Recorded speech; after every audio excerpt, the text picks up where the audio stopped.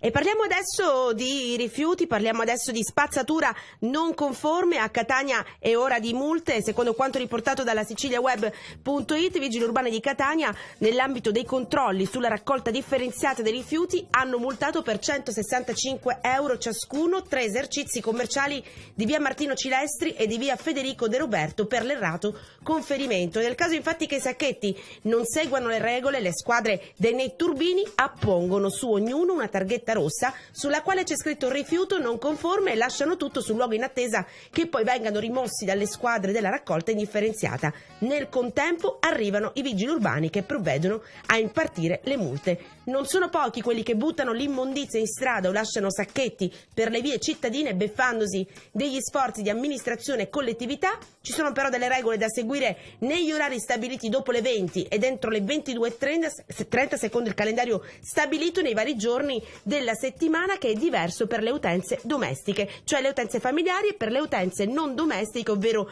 uffici, negozi, artigiani. Secondo quanto riportato, le utenze domestiche lunedì indifferenziato, martedì organico, mercoledì carta, cartone e cartoncino, giovedì organico, venerdì plastica e metalli, sabato organico, domenica vetro. Per le utenze non domestiche invece lunedì indifferenziato organico, martedì vetro organico, mercoledì carta organico, giovedì cartone organico, venerdì plastica e metalli organico, sabato cartone organico, domenica plastica e metalli e vetro. E poi ci sono le raccolte straordinarie di specifiche tipologie di rifiuti realizzate per venire incontro ad alcune esigenze particolari di determinate categorie di utenti. Ogni giovedì si effettua una raccolta straordinaria di pannolini e pannoloni sia per utenze domestiche e che non, e ogni giovedì si effettua una raccolta di rifiuto indifferenziato esclusivamente per parrucchieri e barbieri.